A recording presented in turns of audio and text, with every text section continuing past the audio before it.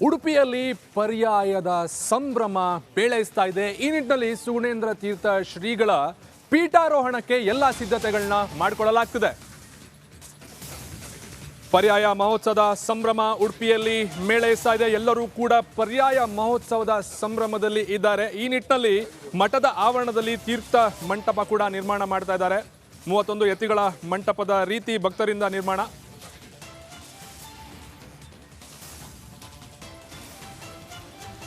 ಪರ್ಯಾಯದ ಸಂಭ್ರಮದಲ್ಲಿ ನಾವಿದ್ದೀವಿ. ಪರ್ಯಾಯದ ಆ ಪೂಜಾ ಕೈಂಕರ್ಯಗಳ ಜೊತೆಗೆ ಈ ಹಿಂದಿನ ಯತಿಗಳನ್ನು ಕೂಡ ನೆನಪು ಮಾಡಿಕೊಳ್ಳೋದು, ಅವರ ಆಶೀರ್ವಾದವನ್ನು ಪಡೆದುಕೊಂಡು ಸರ್ವಜ್ಞ ಪೀಠವನ್ನು ಏರುತ್ತಿರುವಂತಹ ಶ್ರೀಗಳು ಸುಗುಣೇಂದ್ರ ತೀರ್ಥರು ಒಂದು ವಿಶೇಷವಾಗಿ ತೀರ್ಥ ಮಂಟಪದ ಒಂದಿಷ್ಟು ಆಲೋಚನೆಯನ್ನು ನಮ್ಮ ಜೊತೆಯಲ್ಲಿ ಅವರ ಭಕ್ತರು ಹಂಚಿಕೊಂಡಿದ್ದಾರೆ. ಅವ್ರನ್ನ ಮಾತಾಡ್ಸೋಣ. ಈ ತೀರ್ಥ ಮಂಟಪದ ವಿಶೇಷ ಏನು, ಯಾಕಾಗಿ ಮಾಡಿದ್ದಾರೆ, ಏನು ಸಂದೇಶವನ್ನು ಇದು ಕೊಡ್ತಾ ಇದೆ ಅನ್ನೋದ್ರ ಬಗ್ಗೆ ಮಾತಾಡೋಣ. ತಮ್ಮ ಕಲ್ಪನೆ ಅಥವಾ ದೂರಾಲೋಚನೆ ಏನಿದು? ತೀರ್ಥ ಮಂಟಪ ಅಂದರೆ ಏನು? ಅಂದರೆ ಹಿಂದಿನ ನಾವು ಹಲವಾರು ಪರ್ಯಾಯದಲ್ಲಿ ವಿಶೇಷವಾಗಿ ಸ್ವಯಂ ಸೇವಕನಾಗಿ ಕೆಲಸ ಮಾಡ್ತಿದ್ದೆ. ಆಗ ನಾವು ಹಿಂದೆ ತೀರ್ಥ ಮಂಟಪವನ್ನು ಒಂದು ತಳಿರು ತೋರಣಗಳಿಂದ ಅಲಂಕರಿಸಿ ಒಂದು ಬ್ಯಾನರ್ ಮೂಲಕ ಅಥವಾ ಬಟ್ಟೆ ಮೂಲಕ ವ್ಯವಸ್ಥೆಯನ್ನು ಮಾಡ್ತಾ ಇತ್ತು.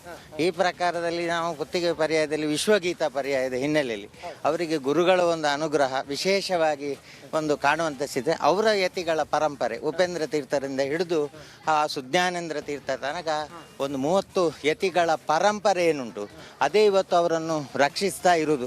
ಯಾವಾಗಲೂ ಗುರುಗಳ ಅನುಗ್ರಹ ಆದರೆ ಭಗವಂತನ ಅನುಗ್ರಹ ಬಹಳಷ್ಟು ಸುಲಭ ಆಗ್ತದೆ. ಆ ಪ್ರಕಾರದಲ್ಲಿ ನಾವು ಒಂದು ನಮ್ಮದೇ ಒಂದು ಯೋಚನೆಯನ್ನು ಹಾಕಿದೆ. ಈ ರೀತಿ ಮಾಡಬೇಕು. ಆ ಒಂದು ವ್ಯವಸ್ಥೆಯನ್ನು ಯಾರ ಹತ್ರ ಮಾಡಿಸೋದು ಅಂತ ಹೇಳುವಾಗ ವಾಸುಕಿ ಡೆಕೋರೇಟರ್ಸ್ ನಾಗರಾಜರಿಗೆ ನನ್ನ ಒಂದು ಮಾಹಿತಿಯನ್ನು ಕೊಟ್ಟೆ. ನನ್ನ ಐಡಿಯಾಕ್ಕೆ ಅವರು ಕೂಡಲೇ ಸ್ಪಂದಿಸಿಕೊಂಡು ಈ ರೀತಿಯಲ್ಲಿ ತೀರ್ಥ ಮಂಟಪ ಇಂಗ್ಲೀಷ್ ಮತ್ತು ಕನ್ನಡದಲ್ಲಿ ಶುಭಾಶಯ ಕೋರುವ ಎನ್ನುವ ಒಂದು ಸಹಕಾರಿ ಸಂಘಗಳು ಮತ್ತು ಇತರ ಬ್ಯಾಂಕು ಸಂಸ್ಥೆಗಳು ಅದರ ಒಂದು ಸ್ಪಾನ್ಸರ್ನ ವ್ಯವಸ್ಥೆಯಲ್ಲಿ ಈ ಕೇಸರೀಕರಣದ ಒಂದು ಹಿಂದೂ ಸನಾತನ ಧರ್ಮದ ಚಿಂತನೆಯಲ್ಲಿ ಶ್ರೀಗಳವರ ಬಟ್ಟೆಯ ಕಲರು ಕೇಸರಿ, ಆ ವೈರಾಗ್ಯದ ಚಿಂತನೆಯಲ್ಲಿ ಕುತ್ತಿಗೆ ಶ್ರೀಗಳವರು ತಮ್ಮ ಸರ್ವಜ್ಞ ಪೀಠವನ್ನು ಅಲಂಕರಿಸುವ ಒಂದು ಮೆರವಣಿಗೆಯಲ್ಲಿ ಎಲ್ಲ ಗುರುಗಳ ಅನುಗ್ರಹವನ್ನು ತಲೆ ಮೇಲೆ ಹೊತ್ತುಕೊಂಡು ರಥಬೀದಿಯನ್ನು ಪ್ರವೇಶ ಮಾಡುವ ಮೂಲಕ ಸರ್ವಜ್ಞ ಪೀಠವನ್ನು ಅಲಂಕರಿಸಿ ಕೃಷ್ಣ ಪೂಜಾ ದೀಕ್ಷೆಯನ್ನು ಕೈಗೊಳ್ಳಬಹುದು.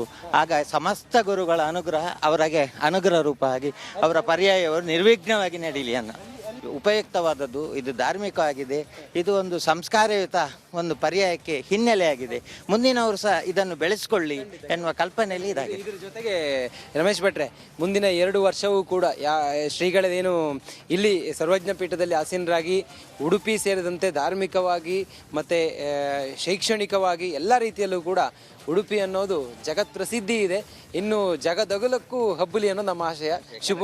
ಶುಭವಾಗಲಿ ದೇವರು. ರಮೇಶ್ ಭಟ್ರ ಒಂದು ಪರಿಕಲ್ಪನೆ, ಇಲ್ಲಿ ಸಾಗುವಂಥ ಶ್ರೀಗಳಿಗೆ ಎಲ್ಲ ಯತಿಗಳ ಆಶೀರ್ವಾದ ಇರಲಿ ಅನ್ನೋದು ಈ ಒಂದು ತೀರ್ಥ ಮಂಟಪದ ಉದ್ದೇಶ ಆಗಿದೆ.